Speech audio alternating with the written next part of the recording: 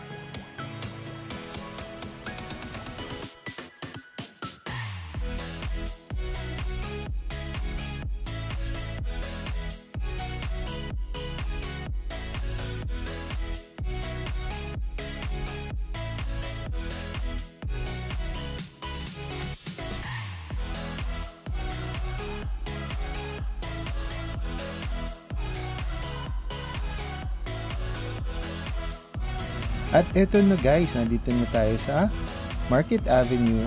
Malapit na tayo makarating sa regrouping area ng Siklistang Pilipino. Doon tayo imi-meet ni Councilor Gonzales para magbigay ng mga few words para sa ating mga siklistang Pilipino at ang advocacy na ginagawa ng ating Pasig City Hall in behalf of Vico Sotto.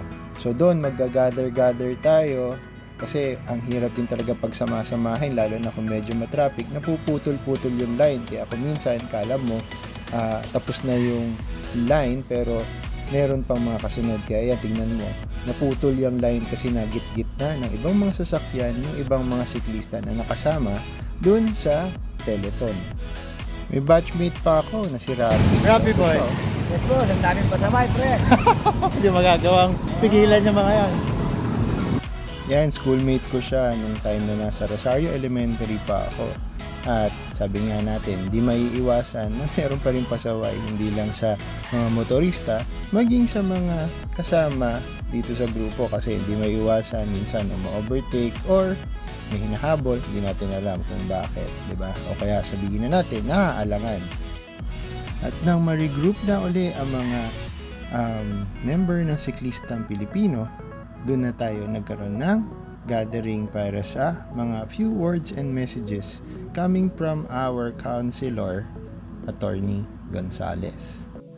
Masaya yung naging ride kasi kahit papano, well-assisted kami ng Traffic Police Management Office. Siguro mga 4 sila o 5 na nag-guide sa amin, plus meron pa silang medic na nakaalalay anytime na magkaroon ng aberya or even magkaroon ng aksidente.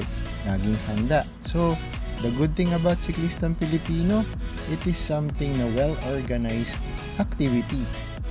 Kitang-kita mo naman sa ngiti ng bawat siklista na nag-participate at this event. Regroup at tayo ay sinalubong ni Bonsi Eric dito sa tapat ng Pasig Elementary School. Magbibigay lang po siya ng konting mensahe para sa atin. Okay, good morning po. Good morning po sa ating lahat. Nandiyan po ba kayo? Yung mga nasa likod mukhang bitin sa padyak.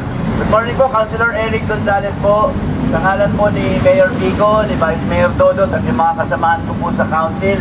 No, welcome po kayo dito sa ating parang City Hall na rin. No? Magka-traffic lang kasi kung doon tayo sa kabila. No, asahan nyo po yung patuloy naming pagsuporta sa ating mga mahilig pumadyak.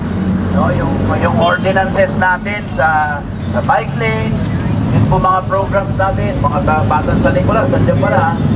Yung po mga, ngayon ho, gusto ko ibalita sa inyo, marami yung nagsasagawa ng Carless Day.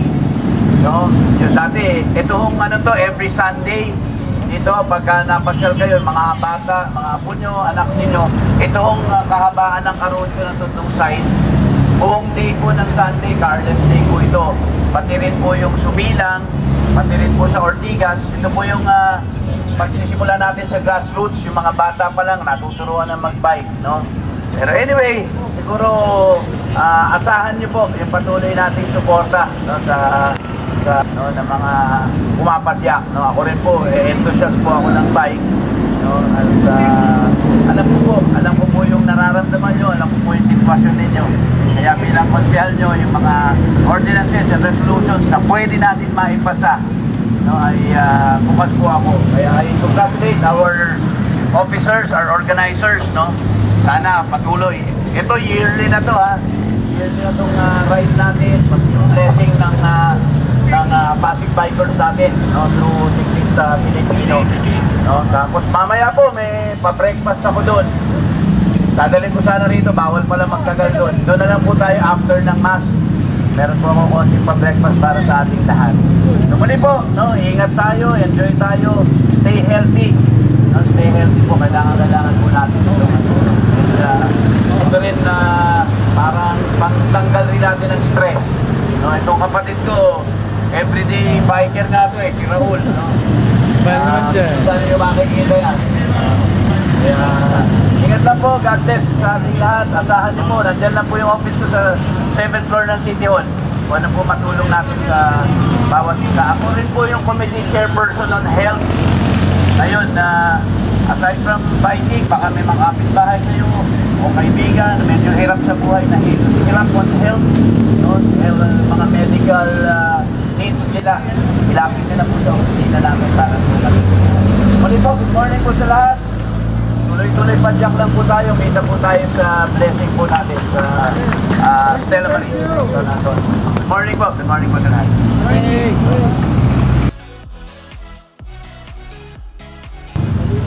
Maraming salamat sa inyong suporta.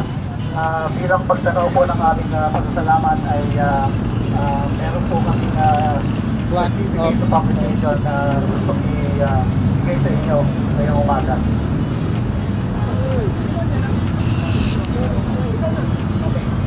Certificate of appreciation is given to Honorable Roderick U. Gonzales, City Councilor of Pasig, in appreciation of his utmost support to Siklista Pilipino Pasigueño. His time, effort, and dedication has been instrumental in making a positive difference. On behalf of the Kapatirang Siklista Pilipino Incorporated, we are honored and grateful to work and collaborate with you. The event is 27th of April 2024 during the blessing of bikes and bikers here to at San Antonio Abad Parish Church. Signed, Jose Francisco Mawada, TV National for KSP Political and Institutional Affairs, and yours truly, Joy Jerome Lacas, President Siklista Pilipino Pasigueño. Dito tayo humarap. So nagkaroon din ng awarding up certificate of appreciation kay Atty. Gonzales, at syempre di mawawala, picturean muna bago magbalikan sa pag-ride papunta na ng San Antonio Abad Parish Church at Stella Maris. So dapat pala dun siya magpapakain along Caruncho, kaso sabi nga nila it will cause more traffic. So it's a better place na after magkaroon ng mass, then doon na tayo magpapa-blessing ng bike, and then after the blessing ng bike, doon na tayo magkakainan. So at this moment guys, medyo gutom na kami lahat yan. Kasi mag-8 o'clock na ng umaga yan dahil 6:30 nag-ride out kami from Arcovia City. Pero hindi nawawala ang energy, kita nga naman sa ngiti nila. Mapamatanda at mapabata. Mixed up yan guys ng mga senior citizen, mga mid-age at even mga younger age, kasi meron dyan mga bata. So at this moment, we're here at Si Raimundo, at yan, konting video para makita natin lahat ng nag-participate.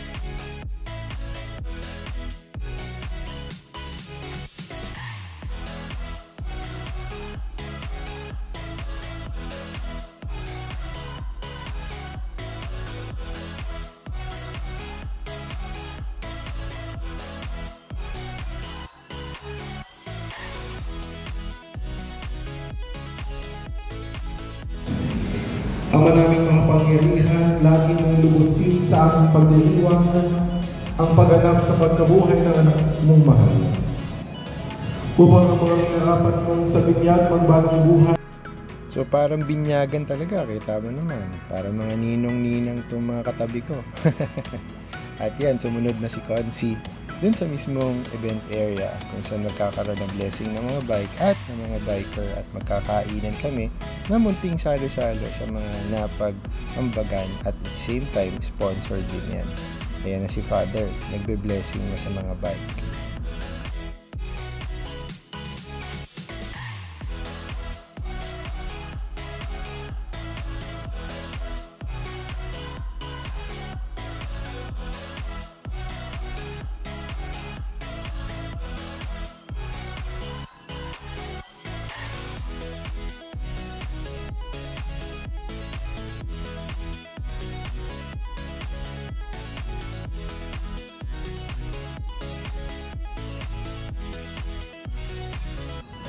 So ayan na nga guys, natanggap na rin natin ang ating breakfast, may mineral water at hindi mawawala ang picture-picture afterwards.